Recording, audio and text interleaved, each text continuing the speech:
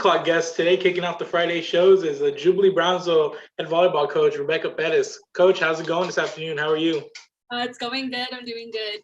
Trying to stay busy and just keep trucking forward with everything that's been going on. So Yeah, for sure. And as a coach in the summer in the last couple of months is really a real vital time.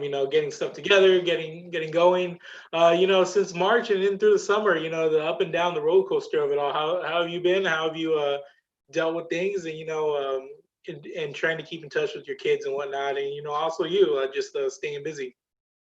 well, back in March, we didn't really have an idea kind of going into spring break what was going to happen. I think it kind of hit us in like, okay, we're going to get a week off, an extra week off for spring break, and then it kind of turned into everything it is. I had talked to my girls, I think like maybe a few days before we got off for spring break, kind of like, hey, we're going to start moving into our like our spring type things to do during like athletics and things that they could be doing outside of school, kind of getting like a head count of, hey, who's going to be available for summer leagues and all of that. And then obviously it took a toll for everybody. So yeah, like I've been trying to keep in touch with them. We had a Zoom call earlier in the week, kind of just, hey, these are the expectations. I know that a lot of them are active, like on you guys for Real Sports Live. So I know that they probably saw today Skidmore, who we played against in the regional and area that we played against an area. They started a scrimmage today. So I was like, hey, this is kind of the rundown of it. Other people may be starting before us, but if you see that, it's okay. Like we have to like abide by the rules. But yeah, just kind of making sure that they're staying safe at home, because I mean that's the most important part for them. So just kind of keeping in touch with them, like, hey, not even in regards to volleyball, kind of if you guys need anything, your families need anything, just let us know, because it's kind of a scary situation for everybody right now. Yeah, of course. And in regards for those of you watching and following, yes, the Corpus area schools, as far as volleyball and football, they have started scrimmages. Football has started practice, and just to give everybody an idea, for those who don't know, it has to deal a lot with the county mandates. Not only if schools and what grade, what class you are. So those up here in Clayburgh, Nueces, and all them, up where these corporate schools are, there are no county mandates like there are in Hidalgo and Cameron and Willacy and so on and so forth in the valley. So it's a little bit different for those out there, but don't worry about it in Rio Grande Valley. Your time's coming. So yeah. But as far as that, Real Sports has been up here, trying to get to these schools and help them stay, their fans and stuff, stay away if at all possible, with without having to choose to watch. But well, awesome, coach, and I'm glad that you guys have stayed in touch. I know it's been a long summer for everybody, but have you had some of these girls, like, have they gone to play any kind of summer volleyball that you know of? I mean, have they gone to play? I know there's been a lot of travel teams and stuff, whether it be softball, I know football 7-on-7. Have you had girls out there playing other sports? And not really, just because they're kind of in different locations, and we have a group coming back of like about 7. So I have two or three that play in Mexico and whatnot with their families, and so they're keeping up with all of that. But I have like girls that are also working that have to like help around like their house and whatnot. So in regards to like team stuff, not so much. Just kind of been advocating and pushing for them, like, do as much as you can at home, like under the circumstances, like there's not really a place where we can all go and like congregate together and kind of practice, like, or have them practice, like not with me obviously, but have them go or have them maybe play in the league or whatnot. It's just not feasible for our team. So for them, like, it's just a matter of, hey, work hard as much as you can at home and kind of get better. I like told them, like, if you help minimize, like, hey, maybe you're practicing at home, like you're passing, or you're just like kind of like, hey, for my setters, like if you're practicing your setting, just kind of cutting down on all of that extra stuff that you would kind of have to happen during like your, for instance, if we started on Monday, all that kind of stuff you do in like your first week of 2 days. I said, like, if you guys can cut all of that and do it at home, when we're finally able to get back in the gym come September 8th, it's more of a focus on just working together as a team and kind of putting all the pieces together to flow as one. Yeah, for sure. And like you said, it's good to stay prepared. I know there's been a lot of moving pieces. You get a date, sometimes it's pushed back. So you might wake up tomorrow and it might be a different date, So it's just really touch and go here. But yeah, let's talk about let's move it on to a little bit of a brighter subject, Coach. I know you having a couple of years here at Jubilee and some very successful years. I know, especially this past year, it's the school's first in the playing in the University Interscholastic League, the UIL, and you guys came out and put together a nice playoff run to the regional quarterfinals, Coach. Just what was the biggest difference? I know you guys played in the charter school league before, and then so you had and so this year you're coming into UIL. What was the biggest difference overall? In terms of competition, just how things are run. Type of the season schedule. Just what were some of the things you dealt with? Well, since like last year was my first year, and so it was like my first year in UIL. When I was in high school, we were in UIL also, so I hadn't had much experience with the charter league. I kind of was teaching them, or like not teaching them, but kind of like fitting them in, like, hey, this is kind of how we do it in UIL. A big difference I think for them was kind of, I think, just like season lengths a little bit vary. So like there's a crossover in between volleyball and basketball for UIL, and I don't think that was the case in charter school. So it was very like if you had dedicated athletes in one, they could finish a whole season and then start together as a whole season. So for us, that we went a little further this year, it pushed some of my girls into their basketball season. So that was something that we had to deal with in terms of going from charter into UIL.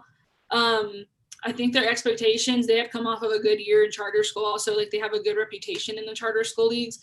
And they're very like well known in that league. I know they won like a state championship in basketball for the charter school a few years ago. And then so just kind of coming in, I think they kind of kept that mentality of you want to be the best, you have to kind of practice and you have to play and you have to kind of put in the hours and whatnot. Because we know like in UIL, obviously there's really, really good competition. So we knew that we were going to get a chance to see a lot of the schools that they hadn't seen because of the different leagues and whatnot. So yeah, it was just more of, for them, the transition seemed pretty smooth. There was little things we had to learn here and there.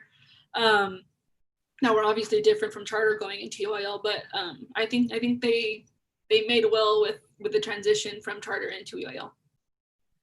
Yeah, and then coming in, I mean, just as well as you guys did, you not only came in and made a splash. I mean, you won the district, you went 3 rounds, you came in here and then first year in the UIL and dominated. Just how was it? Did you guys expect that at all? I mean, just looking at the talent coming in, I mean, just was it a surprise at all? I mean, just what were your expectations at the start of the season as compared to where you finished and ended?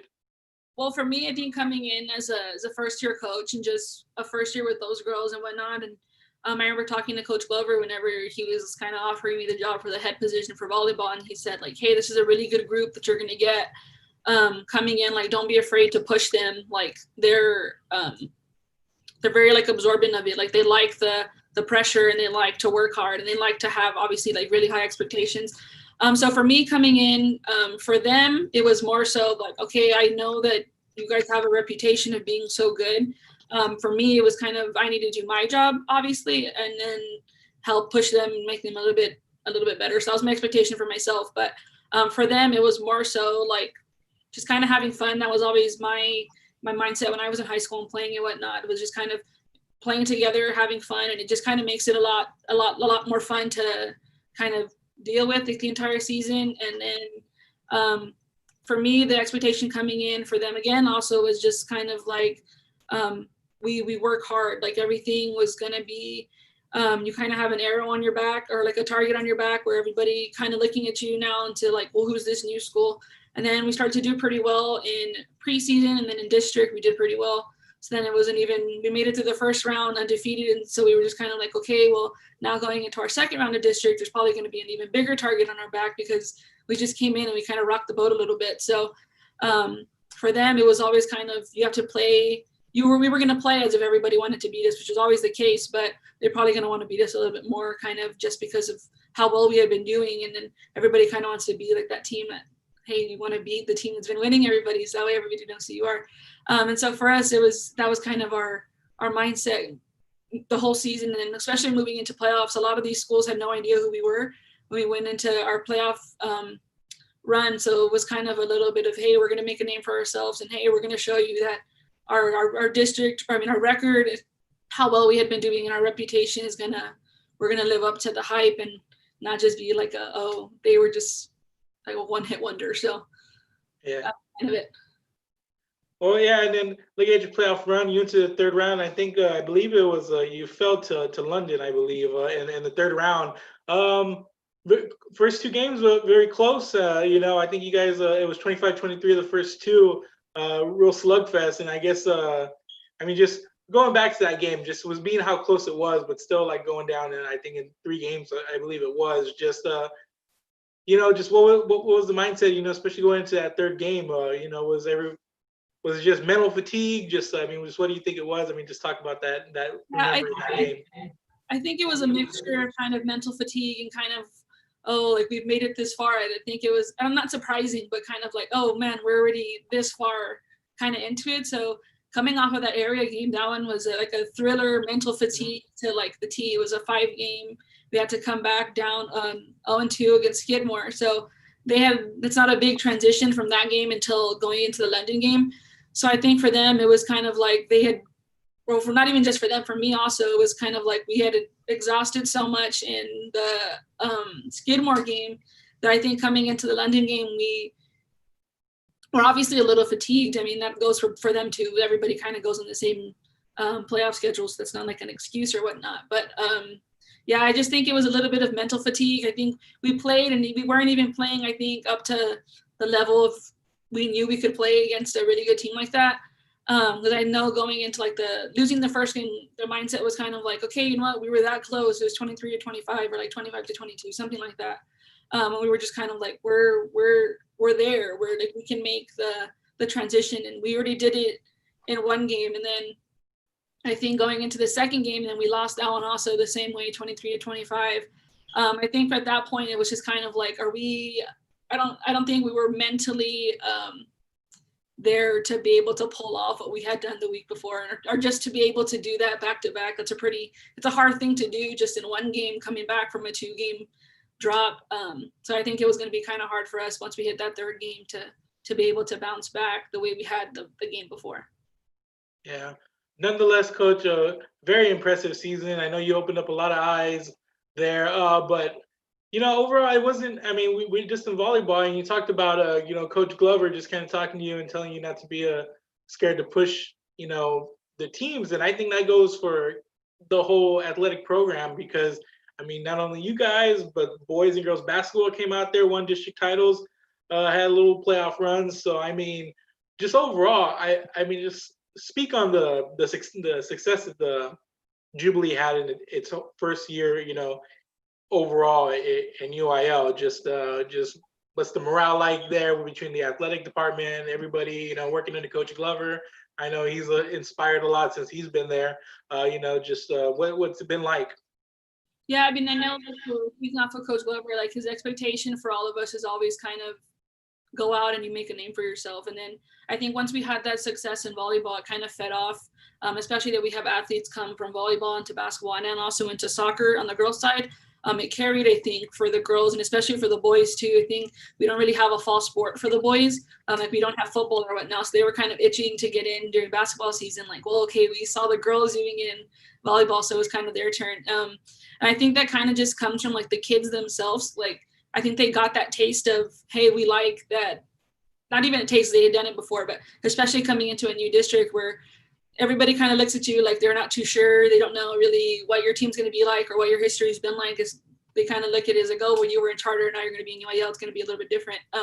So I just think it was definitely like with the kids, just kind of, obviously a lot of these athletes are friends and the school's kind of small. So they all see each other. So it was kind of like, well, dang, you guys did that in volleyball. We're going to do it in basketball. And then it kind of carried over. Well, we did it in basketball. Let's go do it in soccer. And then for the boys, the same thing. Well, we just did it in basketball and they kind of made a name for themselves in the basketball season also. And then that carried into the soccer season for the boys also. So a lot of it also obviously comes from the coaches. Everybody works hard and nobody kind of goes out there just kind of like, well, I'm just doing this so I can get paid. Everybody, obviously it's after school, so we don't have to do it if we didn't need to, but everybody kind of goes into it like with their kind of blinders on just during their season. Like, I'm going to focus 100%. I'm going to give 100% to these kids. And I think the kids respond well to that. Like they like that you're all in for them. and that you're going to push them as hard as you can so that way they can succeed. So just speaking from seeing it in volleyball, and then when I helped out in basketball, I think you just see it a lot. It just, you give so much to those kids, and to them, they know when you're lying or when you're not lying or whatnot. That's something my dad always told me, like, going to be honest, they're going to know if you're lying to them. And so that was, I think, a big key, that as coaches, we bought into our kids, and that helped them buy into us.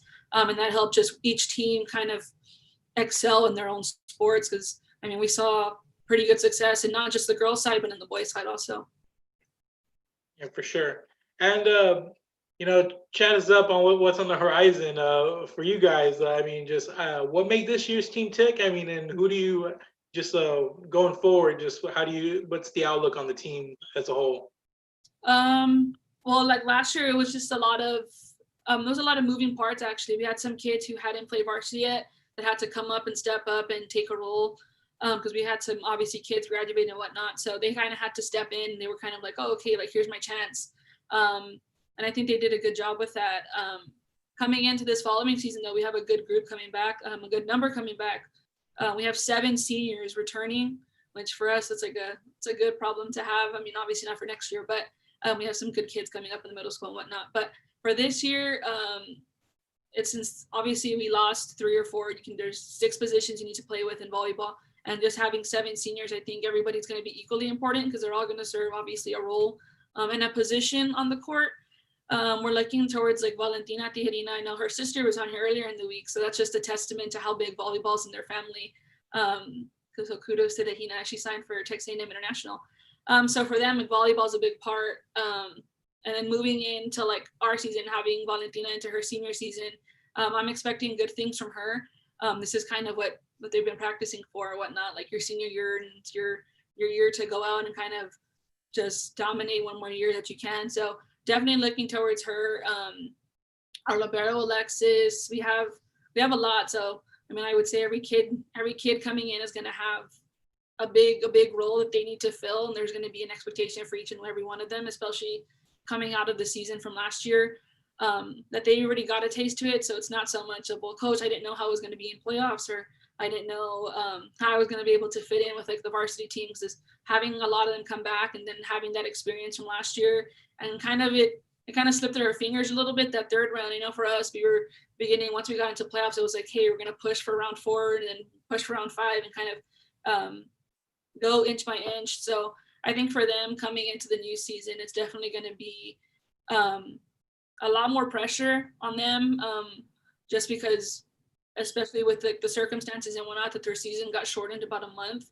The pressure is going to be mounted a little bit more than it would have been in a regular 3-month season, because they're going to have to make up for lost time. But I think they're pretty prepared. I know a lot of them are itching just to kind of get into the gym. They've been kind of asking, like sending messages throughout the summer, like, coach, are we going to be able to go in? Or, hey, are we going to have summer strength and conditioning? Or, hey, when are we going to start? Or is it okay if we practice outside of school together? Like, so they've been kind of itching to get back into the gym. So they're definitely going to have high expectations. I think not just from me, but from the community itself, of how well they did, from other schools that are kind of going to play against them.